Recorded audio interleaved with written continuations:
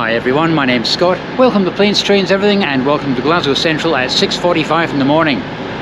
This whole trip nearly went totally pear-shaped a week ago. I received an email, I read it, and I thought, oh no, what are we going to do here?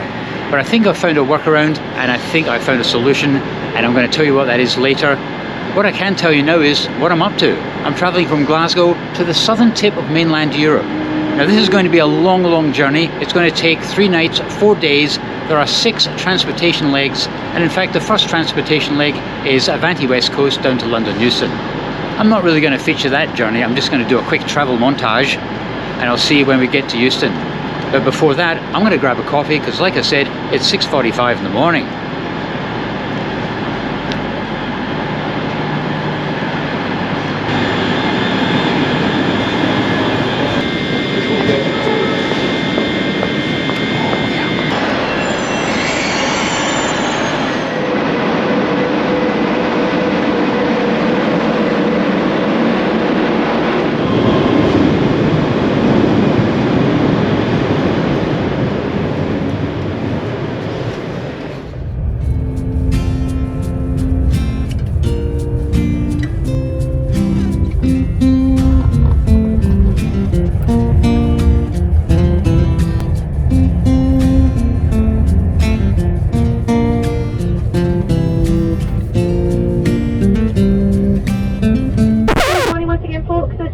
Your train manager speaking. So just heard from a control team, I've been speaking with the driver there. There's reports of plastic being wrapped around the overhead wires. Round about the Carnforth area, so that's between here and Lancaster, our next calling point. The train in front of us examining the line just now. As soon as it's safe for us to move forward, we'll do so, but at the moment we do have to get held here until the problem has been resolved. So yeah, I can't give you the length of time that we're going to be held here, unfortunately. Once we are on the move again and I know the exact cause time-wise of the delay, I will make another announcement. I'll start looking at connections, of course, and platforms for the next few stops, but just now we really need to wait until we're on the move again.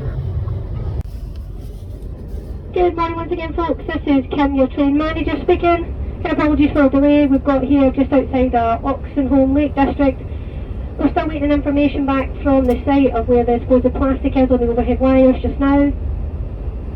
As soon as we've got more information from our control team or Network Rail, I will let you know, but at the moment we're still waiting to hear back.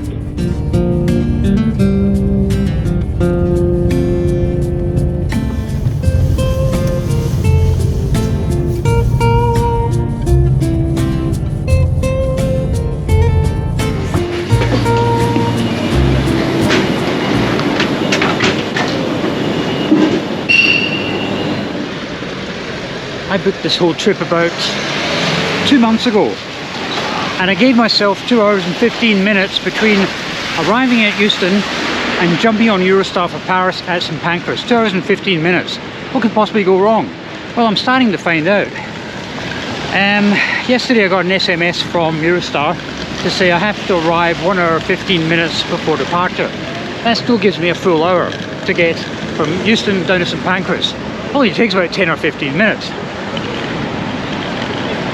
However, Avanti West Coast arrived 45 minutes late, which reduces my time to 15 minutes. I'm not too worried. Well, I wasn't until I got an SMS saying, hey, we're looking forward to seeing you on Eurostar to Paris. Thanks very much. Oh, by the way, your car number and your seat number has changed. No explanation why, it just has. Please click on this link for all the details. You click on the link, nothing happens. Click, click, click, click, nothing happens. I tried my Wi-Fi, I tried Avanti's Wi-Fi, it just wasn't working. Fortunately, I received an email as well, and that at least gave me my new car number and seat number, yes.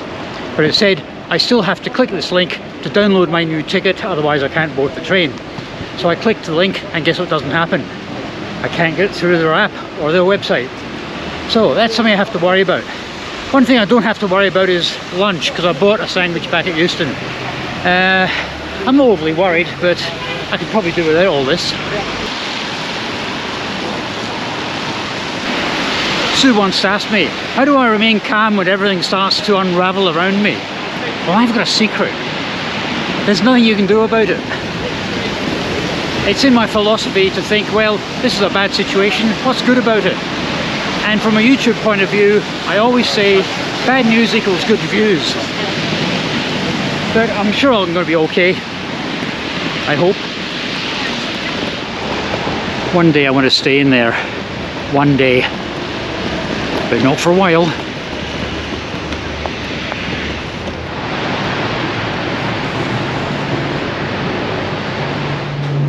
Okie dokie, here at St Pancras, their website and their app is working perfectly. So I've been able to download my boarding pass, I have my sandwich, I'm a happy boy. I've probably been through St Pancras maybe 5 times catching Eurostar, and I've never had any problems down in the departure area. But if you watch this on YouTube, more often than not it seems to be organised chaos. I wonder what version we're going to get today.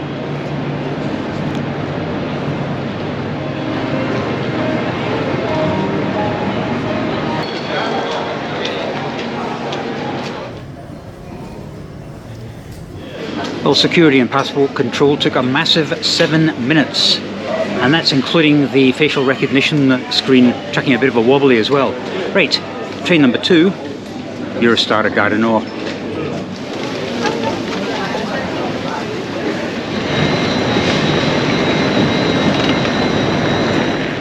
We've got about 20 minutes before departure. I'm wondering if it's possible to get up to the front for that all-important thumbnail shot.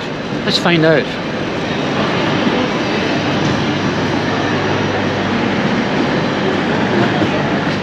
Nah, that didn't work. I'm going to have to wait until I get to Gare du Nord, because the trains are the exact length as the platform, so you can't really get to the end of the platform to take a shot. Oh well. Right, car number 8.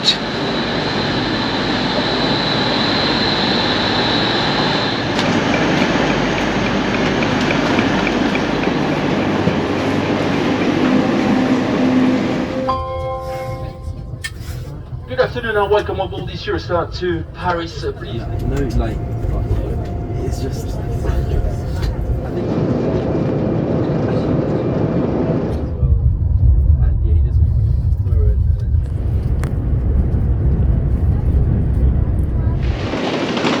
And here we are at Gare du Nord, 5 minutes early. But I'm just heading up to the back of the train. I'm going to have another shot at this all-important thumbnail. Nope, same problem here as well. The train is the same length as the platform, so you can't get in front of the train to get that shot. I'll wing it somehow. Right, well, I'm not going any further than Paris tonight because my next destination doesn't have a night train. So I'm going to be overnighting here. But I'm not overnighting here at Gare du Nord, going down to Gare de Lyon. And the reason for that is because my train tomorrow morning leaves before 8 AM. So it makes sense to have a hotel next to that station. That presents a problem. I need to get an RER train from Gare du Nord down to Gare de Lyon. It's only about 2 stops, but what a bloody nightmare, to be honest with you. I have tried their paper tickets on 2 occasions, and on both occasions they didn't work. I've tried their paperless system. On the first occasion it let me into the station and then didn't let me out, and on the second occasion it didn't let me in, so I just had to kind of nip in behind someone. So I don't know what to do. Do I go for a paper ticket that's not going to work, or do I go for a paperless ticket which won't work? I guess I'll decide when I see the queue at the ticket machine.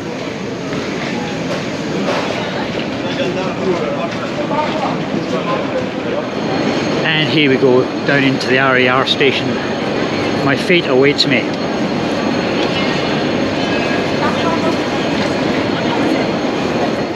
Just for a laugh, I thought I'd try the card again. 3rd time lucky.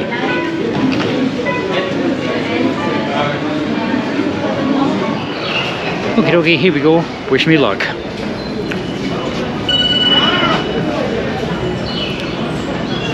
Genuine look of surprise, but will it let me out at Gare de Lyon?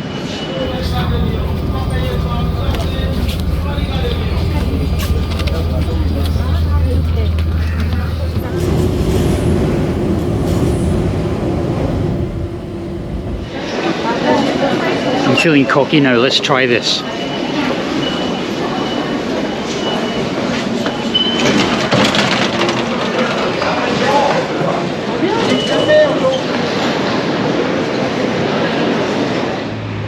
So I'm staying at the Ibis tonight. It's about a 5-minute walk from the station. Like I said, I've got an early start tomorrow and there's loads of places to eat here. That's me sorted. And just like that, I'm here at the Ibis.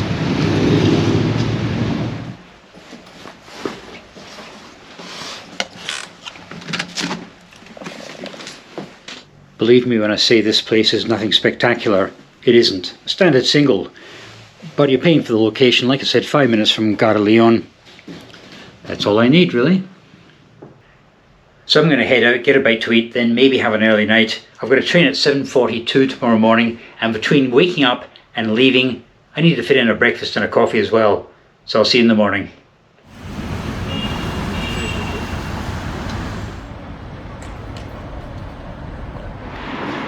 Good morning everybody. It's just gone 10 minutes to 7. It's an early start again today, and today I'm catching a double-decker TGV to Barcelona. This train trip number 3 will take around about 7 hours, and I'm going first class, and there's a reason for that. Not because of going all posh, it's because it's only £12 more. £12 to upgrade to first class for a 7-hour journey. That's a no-brainer. I don't think you get any food, it's just more space. I think it's a configuration of 2 and 1, which means I should be getting a solo seat. Anyway, I've got an hour before departure. I need to get some coffee.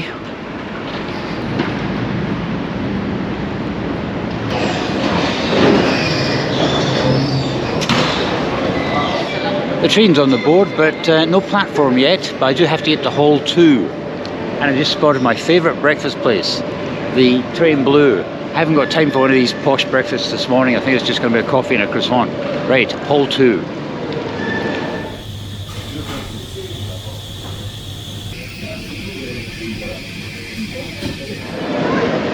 Right, that filled a hole. 0742 Barcelona Sants. Platform 9. Platform 9, platform 9.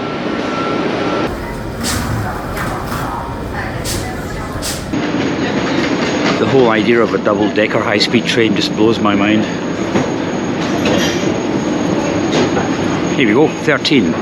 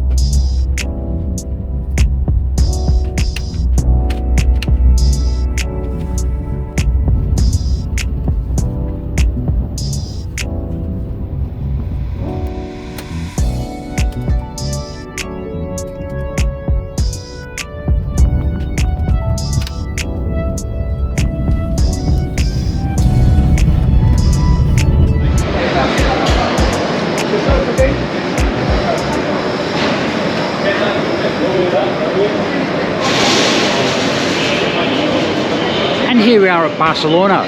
That was a long journey, but a very comfortable one. 7 hours, but that £12 difference to upgrade was definitely worth it. I've got another train to catch. It's in 1.5 hours. This will be leg number 4, and it's another high-speed train off to Madrid. So 1.5 hours. I should spend that time constructively, shouldn't I?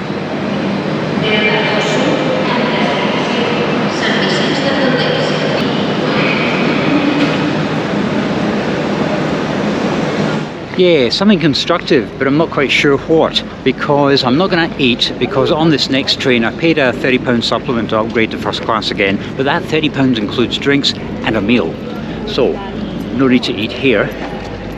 There is a McDonald's. I could get a coffee, I guess, couldn't I? Who knows? Whereas British stations tend to be a shopping centre with trains attached, Barcelona Sants is 100% train with a couple of cafes, and they're absolutely packed. So I might just head through security.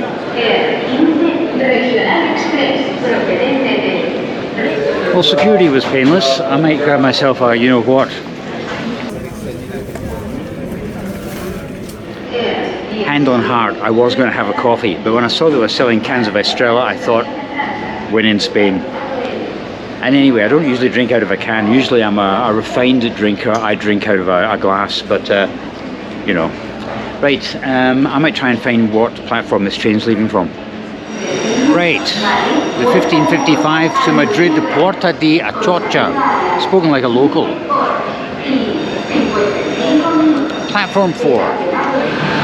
And here we go, leg number 4 on this epic journey. I'm actually looking forward to this because you can pre-order a meal, and I've gone for the mushroom and truffle cannelloni. When we get to Madrid, I'll explain to you why this whole trip nearly went pear-shaped, belly up, tango uniform.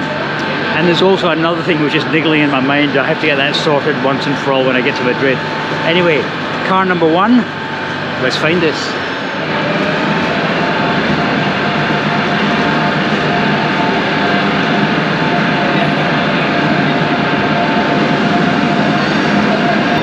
I'm looking for car number 1, which is at the very, very front of the train, and I thought, aha, maybe finally I can get this all-important thumbnail shot. No, it's in complete darkness at the end of the platform.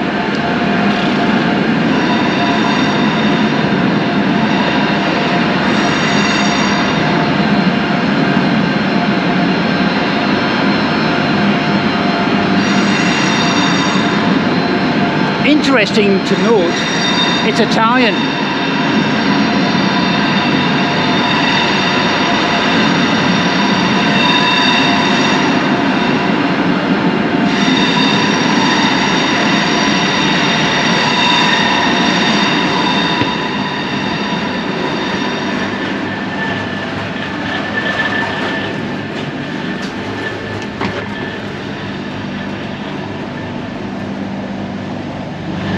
And yet again I get a windowless window seat.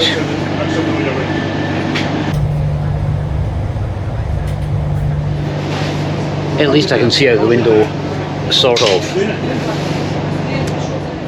Another benefit, just a little benefit of travelling first class is the fact that when you're a YouTuber you need to continually charge your phone and your GoPro, and there's individual charging points below, including a USB.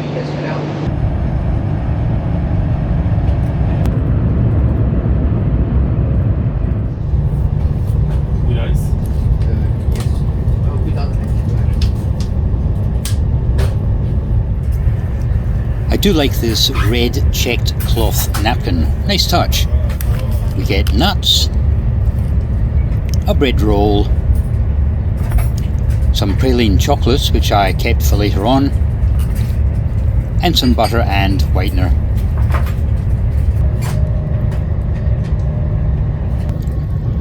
In all honesty, this cannelloni has probably been microwaved, but it is really, really tasty.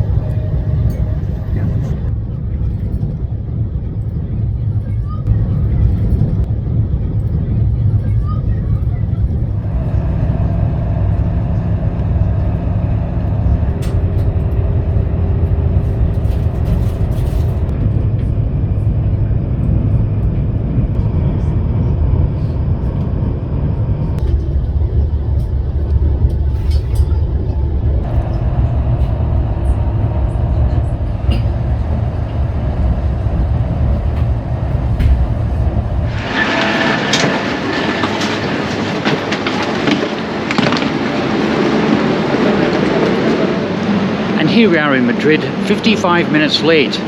I knew we were going to be 55 minutes late because I received a WhatsApp message telling me there was going to be a delay. And the reason for the delay is because there were some speed restrictions on some of the tracks outside of Madrid. The first class product was fantastic and the meal was delicious. Right, I'm going to get out of this station, then I'll explain to you why this trip nearly went totally belly up.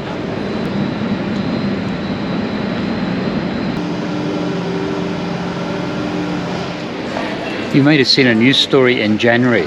It was about a horrendous high-speed train crash here in Spain. One high-speed train jumped the tracks, landed on the opposite side of the tracks, and was hit by a train heading in the opposite direction.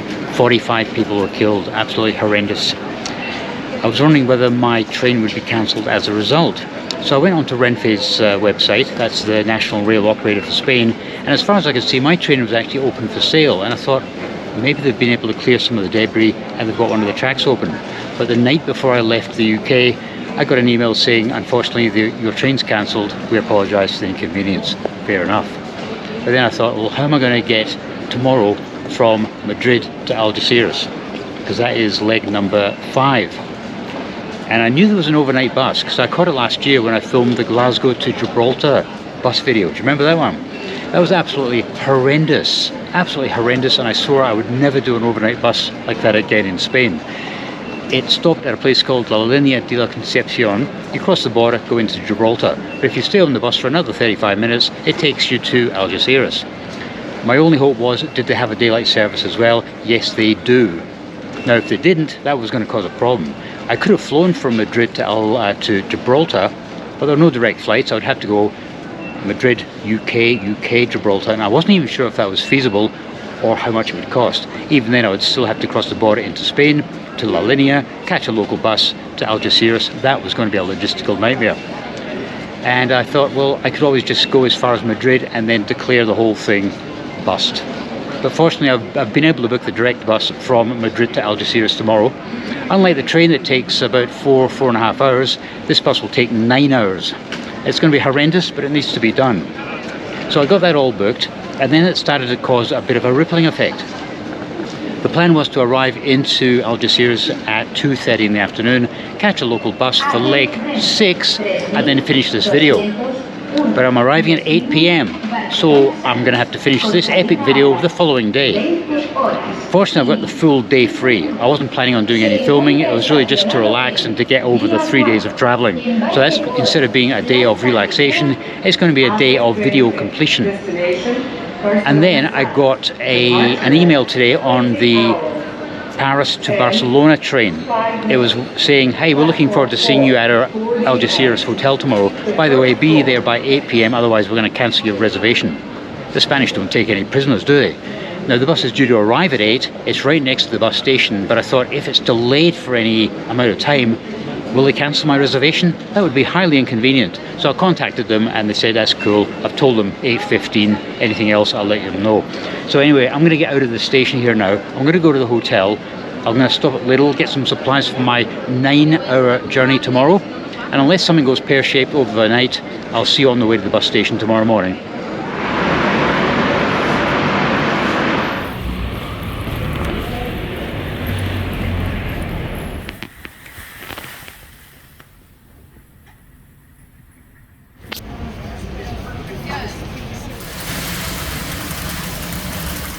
Good morning, everybody. I slept pretty well in that bed last night. I think it was partly because I was so tired because I hadn't slept well the last 2 nights, and also the rain outside lulled me to sleep. The plan for today was to walk to the main bus station. I think it's called Madrid South. If I went by metro, it was 2 stops, change, 1 stop. And I thought I could actually walk that. It's only a couple of miles, but of course it's absolutely chucking it down, and it has been since about 9 o'clock last night. The forecast last night was cloudy, no rain, so they got that very, very wrong. So I will not be walking to the bus station. I'm going to walk up to the local metro station and catch the metro there. Then I think I might get some breakfast. Right, I'm going to finish packing and I'll see you on the road. There are loads of places to have coffee back there, but I thought, let's just get to the metro station, get to the bus station, and then the messy part is over. From memory, this is a huge bus station as well, so I think there's plenty of places to sit down.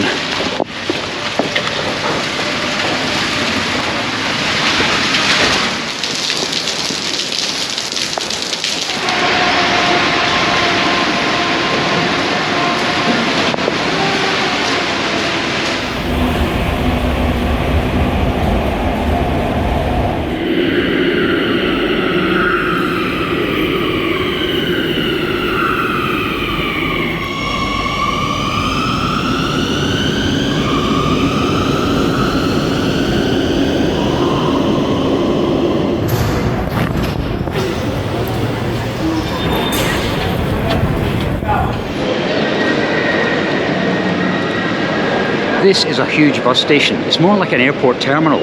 But as expected, my bus isn't on the departure board yet because I'm here way too early. In fact, I'm so early, I reckon the bus driver's still in his bed. But I'm going to go and get some breakfast and, more importantly, a coffee.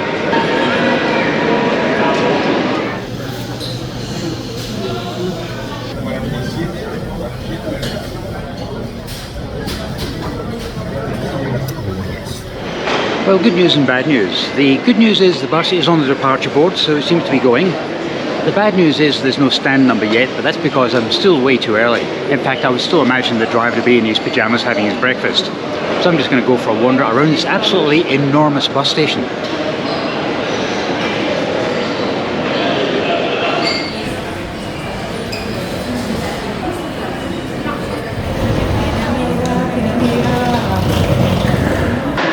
Well, it looks as if that's my bus, stand number 24. Let the fun begin.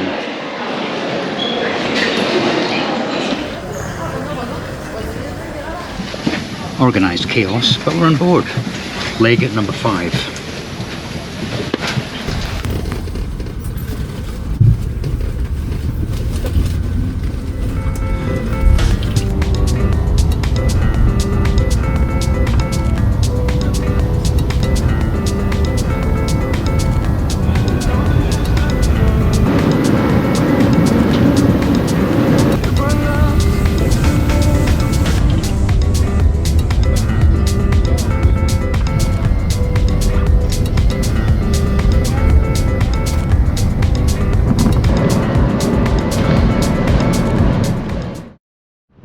Wow, we are 4 hours into the journey and we've stopped for a break, which is good. I'll tell you what, it is so windy here. You could feel it on the bus, it was all over the road. In Scotland we'd say it was blowing a hoolie. I don't know what the Spanish equivalent is, but there is definitely one blowing at the moment. Wow.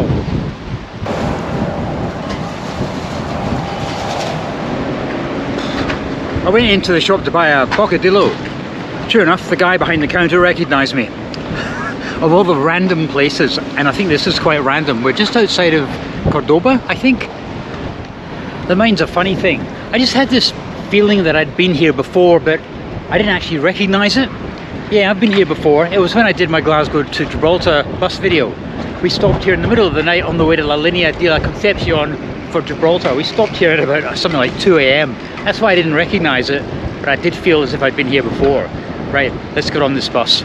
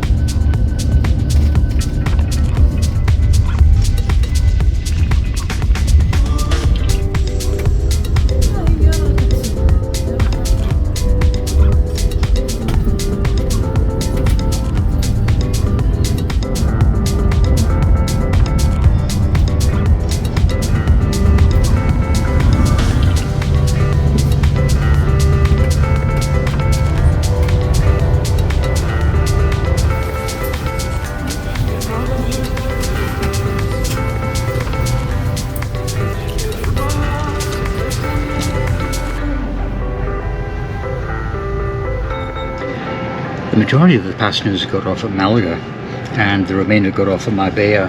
There's only 3 of us left.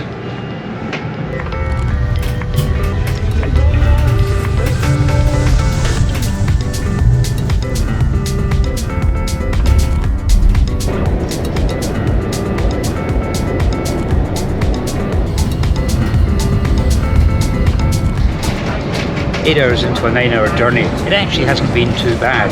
The person in front of me was a young lad. He didn't recline his seat, and in fact this bus has got more leg room than the overnight bus I caught between Madrid and La Linea last year.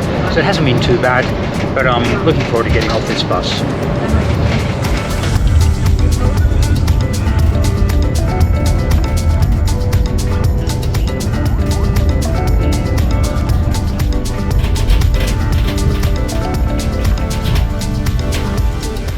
And here we are at Algeciras. At Marbella, the driver was asking the remaining passengers where they were going, just to reconfirm. And because a lot of the intermediate stops weren't being used, he flew straight through, and as a result we've arrived 25 minutes early. That is a bonus. My hotel is right over there. Let's go.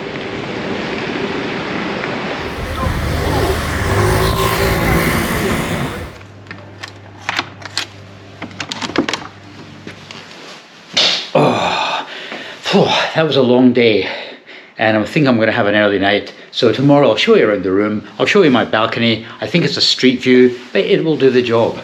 Tomorrow, leg 6 of this epic journey from Algeciras to the city of Tarifa by local bus, and from there I've got a bit of a walk to get to the most southerly point of mainland Europe. I'll see you in the morning.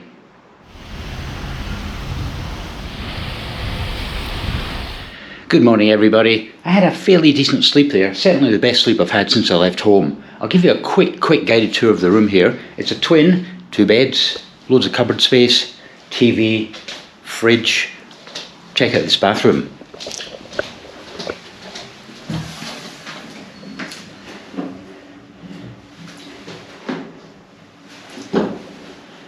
And the toilet there, and a bidet as well. But probably the best thing about the room itself is just over here. It's nothing spectacular, but it's nice to have it anyway, and that's a balcony.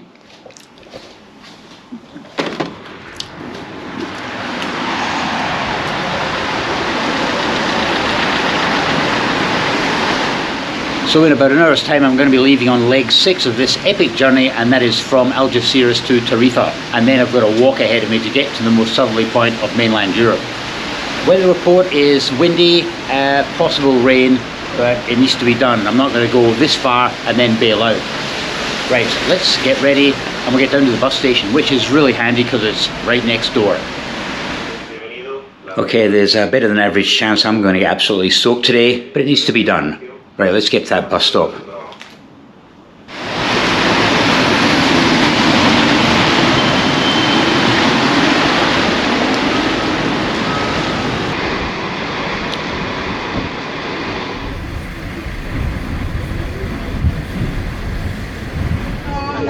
And I'm on the bus to Tarifa. First lesson learned, they don't accept credit card, although it does say online they accept credit card, always carry cash.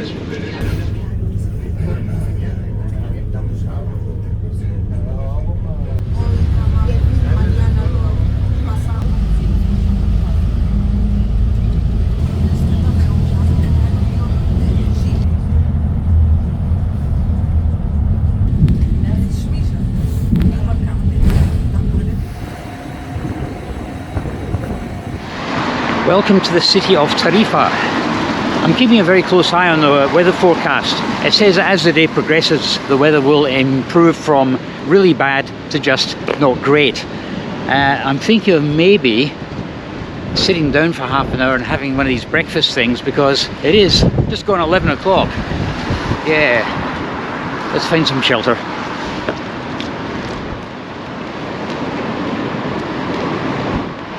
At Algeciras bus station, I noticed there was a very high police presence, and at one point a police officer and an Alsatian dog came onto our bus, gave it a good old sniff, and then on their way. And I'm thinking, I wonder what's going on. But then I thought, well, there's probably 2 reasons why there'd be police and police dogs there. Algeciras is an important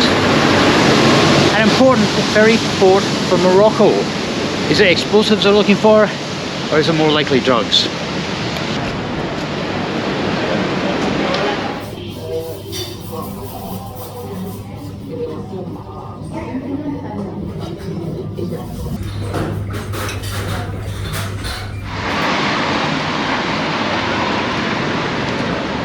That was a great little cafe, and I don't usually have a fry up for a breakfast, but I think I needed one today. There I am, minding my own business, having my bacon and eggs, and there's a couple next to me speaking Spanish, which you'd expect in Spain. I just paid a little bit more attention to the guy. He's wearing a Scotland football shirt with alpaca brath on his on a tattoo, and I thought, right, okay, you come to the end of Europe and you come across a fellow Scotsman. Right, I'm going to explore just a little centre of the city here, then we're going to go to the furthest point of the European mainland.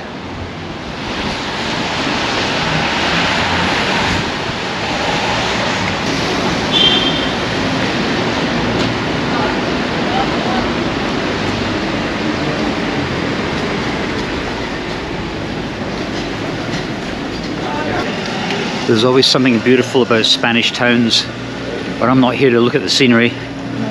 I'm here to find a peninsula.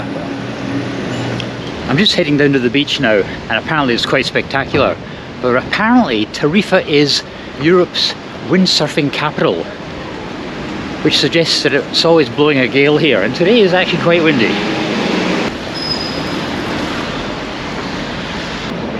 And straight ahead, the Atlantic Ocean. This part of Spain has actually been receiving some pretty nasty weather recently. There's been a named winter storm past here. There's debris everywhere. Actually coming down from Madrid, lots of rivers were swollen, the banks were broken, fields were flooded. It's been pretty dire, and there's still a lot of roads in Andalusia actually closed. This will give you an idea of how bad the storm surge was here. That JCB just over there is actually scooping up sand which has been deposited on the other side of the wall, and it's redepositing it back onto the beach side.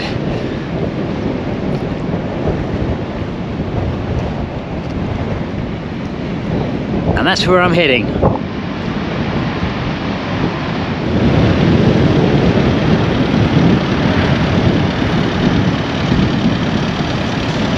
Whoa! It would be poor form to come all this way and not walk onto the beach. I've got a thing about beaches, I love them. But wow. And funnily enough, there's no one windsurfing today.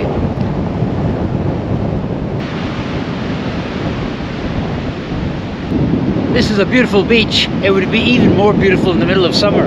But after a winter storm, yeah. Right, there's a guy up there actually doing some metal detecting, but I've got a peninsula to find.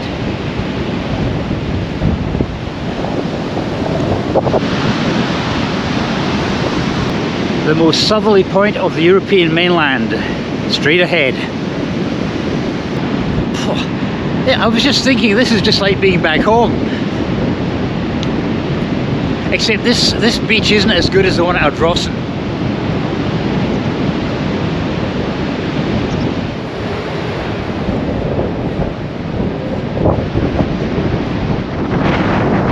Whoa! This is the causeway, I think you could call it a causeway, which links the island, which is the southernmost part of mainland Europe, to the mainland.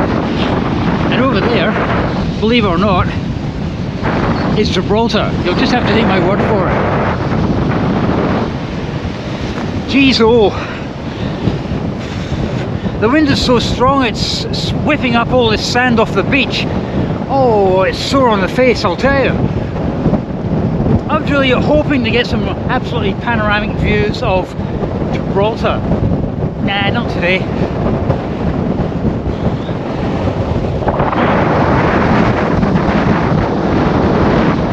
Just in case you're geographically challenged, to tell you here, Atlantic Ocean on this side, Mediterranean Sea on that side. It's funny how when you plan these journeys, you never think it's going to be blown El Huli.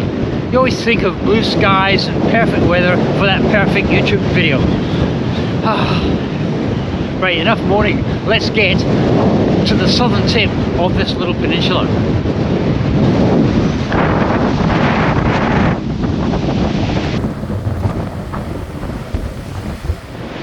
Well guys, you spend 3 nights, 4 days travelling to the southernmost tip of the European mainland,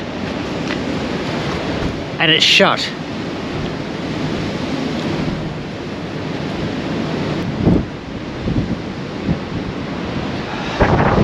At least I'm not the only one who arrived thinking the place would be open.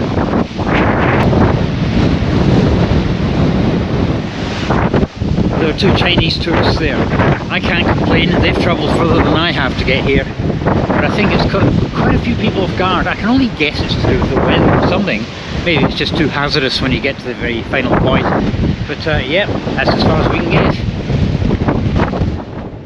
For as long as I can recall making these YouTube videos, I've always felt there was a force pushing back, trying to stop me from completing videos. And this was a prime example of what this force is like. It all started at Glasgow Central. The train Avanti from Glasgow to London was delayed. That resulted in a brisk walk down to St Pancras, so I was there on time. My seat on Eurostar was replaced by a windowless window seat.